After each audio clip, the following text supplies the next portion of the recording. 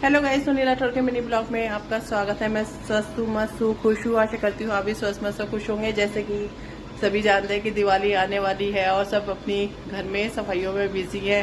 तो 2 दिन तो हमें थोड़े मार्केट के कामों में ही लगे रहे और इधर उधर जाना था हमें, तो थोड़ा उसमें बिजी रहे। नहीं तो स्टार्ट कर देना था हमने भी सफाई अभियान। बस तो हमारा आज से शुरू हुआ है। आज से हमने बस बाहर वाले रूम को पकड़ लिया है। बस पहले इसकी टाइलें साफ होंगी, फिर सोफे खिसका के, फिर सारी की सारी सफाई। मंदिर की आज पूजा भी हस्बैंड को कह दी, क्योंकि मैंने कहा कि सफाई करते करते मेरे को टाइम लग जाएगा, क्योंकि मेरे को किचन भी करना है। किचन भी सारा बिखरा हुआ है, दिखाती हूँ कितनी बुरी हालत हो रखी है। एक तो बीच में मेरी तबीयत भी खराब रही, तो उस करके भी ना थोड़ा घर और ज्यादा फैला फैला सा हो रखा है।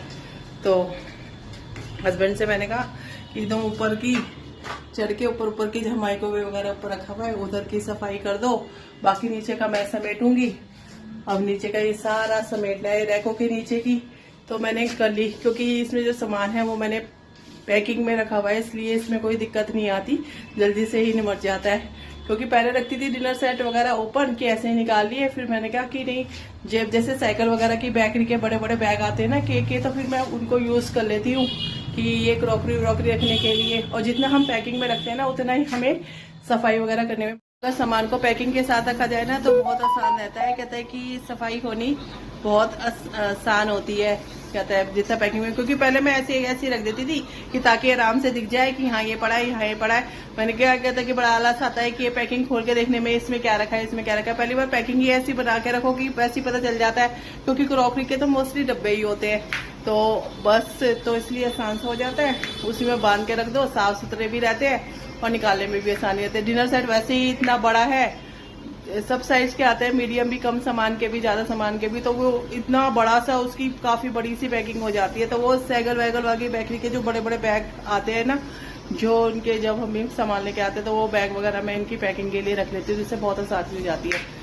तो अब एक एक रूम करके, मतलब आज ये है कि 3-4 बजे तक हम ये वाला रूम सही से, और कहता है कि 3-4 इसलिए बजेंगे क्योंकि कहता है कि बीच बीच में ब्रेकफास्ट का भी ब्रेक होता है, फिर लंच का भी ब्रेक होता है। कोई आया गया, कोई आ रहा है जा रहा है, कोई सामान लेना है, कोई बैल बस्ती रहती है, ये सामान लो वो सामान लो, तो उसके चक्कर में इतना टाइम खिंच जाता है।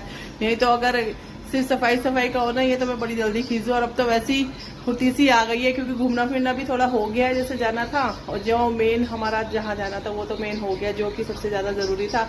बाकी तो सबको हम साथ के साथ ही निपटाते हुए चलेंगे कामों को, और जहाँ हमें जो देना है तो बस लगे हुए हैं। तो बस वंश की मैंने इसलिए छुट्टी करा दी थी कि थोड़ा कहता है कि काम करवाएगा और काम थोड़ा इजी सा भी हो जाएगा। क्योंकि एकदम से कभी कोई आ जाता है, गेट खोलना ये खोलना, बड़ा दिक्कत हो जाता है कि अंदर से एकदम से काम करते हुए गेट खोलने आओ या कुछ करने आओ। तो फिर मैंने क्या, इन दिनों तक दिवाली के दिनों में पढ़ाई कहाँ होती है स्कूल में, और बल्कि टीचर इधर से उधर दौड़ाते ही रहते हैं। मैंने कहा चलो आज छुट्टी करा दो इसकी।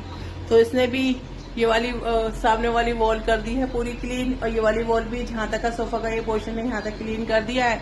अब ये सोफा हटाऊंगी, फिर सामने के ये पोर्शन हटाऊंगी, बाकी की पूरा हटा के सफाई की जाएगी।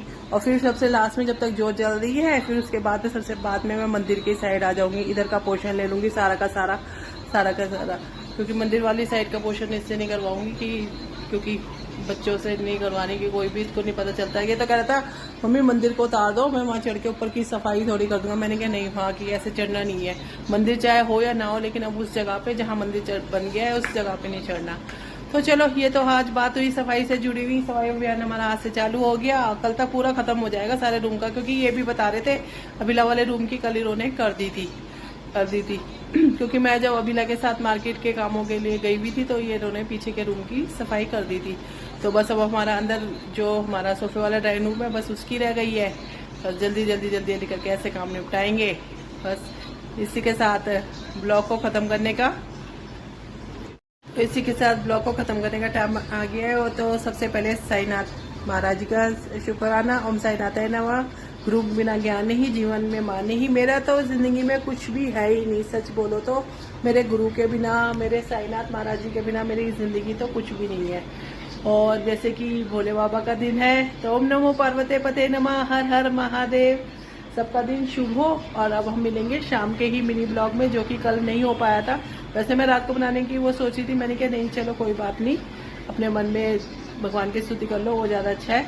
तो अब शाम को हम साईं बाबा के वही छोटे ब्लॉग में मिलेंगे, जिसमें छोटी कथा के साथ वही 4 से 6 बजे के बीच में। तब तक के लिए टाटा, bye bye, have a nice day.